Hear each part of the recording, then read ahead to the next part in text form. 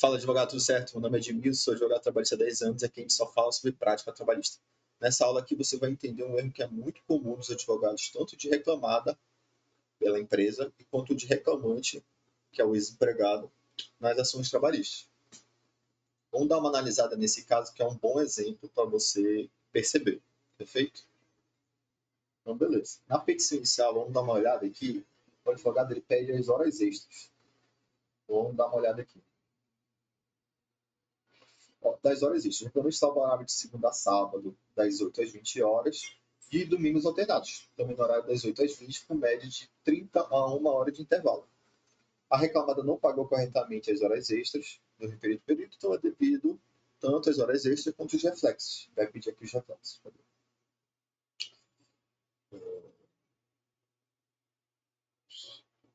Vai pedir depois aqui os reflexos. Tranquilo. É importante destacar que o realmente não exercia cargo de gerência, que caso ele fizesse algum trabalho de gerência, não é devido a horas extras. E esse cargo de gerência, ele é muito específico. Então, assim, precisa estar fichado na carteira, precisa ter pago adicional de gerência e etc. Então, ele só está explicando aqui para o juiz entender perfeitamente que eram devidas as horas extras e não eram pagas. Então, o que ele vai requerer aqui ao final? Portanto, diante do exposto, requer a condenação da reclamada ao pagamento de 80 horas extras, com acréscimo de 50% por mês de trabalho em todo o período do pacto laboral, com os reflexos devidos. Requer ainda a integração do adicional de periculosidade e salubridade pleiteado nos cálculos das horas extras. Tranquilo, pedido normal de horas extras. Só que olha o que acontece aqui na audiência de instrução. Na audiência de instrução, o reclamante ele foi ouvido, tranquilo.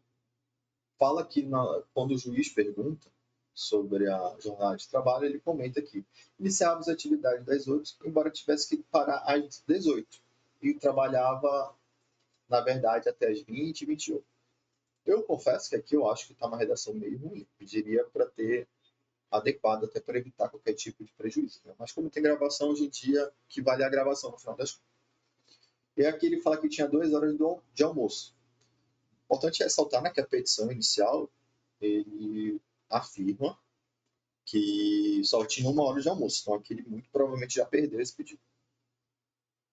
E aqui que vem o erro. Quando é passado, né, o cartão da reclamada, da empresa, ela pergunta-se de forma bem simples e direta se havia marcação de ponto. Ora, se tem cartão de ponto, aqui, cadê? Frequência de ponto.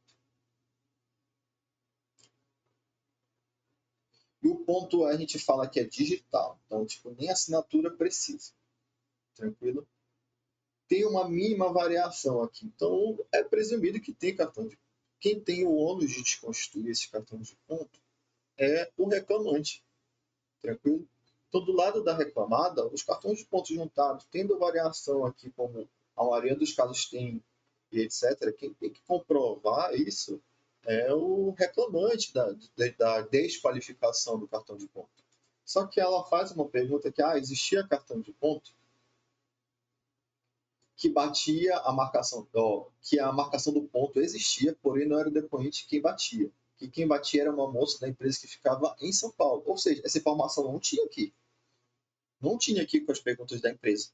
Essa informação de quem batia lá em São Paulo foi criado pelo patrono, pelo advogado da empresa, de uma pergunta que é totalmente inócua. Tá entendendo? Então, assim, ela criou essa informação que ficou dentro do processo, que a marcação do ponto existia, mas quem batia não era ele. Era feito lá em São Paulo. Tá entendendo? Então, assim, a gente tem que pensar bastante sobre as perguntas que a gente quer fazer numa audiência trabalhista. Por isso que a gente bate tanto nessa tecla no nosso treinamento de audiência. Exatamente, a gente tem que entender que essas perguntas são provas feitas no processo. Agora, você tem que pensar nas provas positivas, na maior chance para você ganhar o seu processo. Isso aqui, com certeza, é uma prova que 90% dos casos, 95% dos casos, é a pergunta básica que se o a pessoa, não o preposto ou o reclamante estiver bem instruído, ele vai falar que o advogado dele orientou. Então a gente tem que sair fora da caixa. Por isso que eu bato tanto nos nossos treinamentos isso, principalmente no audiência trabalhista, porque isso aqui pode dar um peso muito grande na decisão do juiz.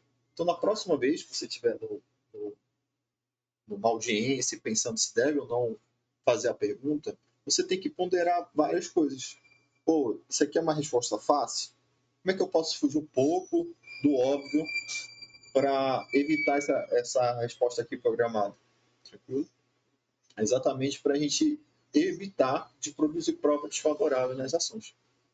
E isso acontece tanto para advogado de empresa quanto para reclamante. Tranquilo?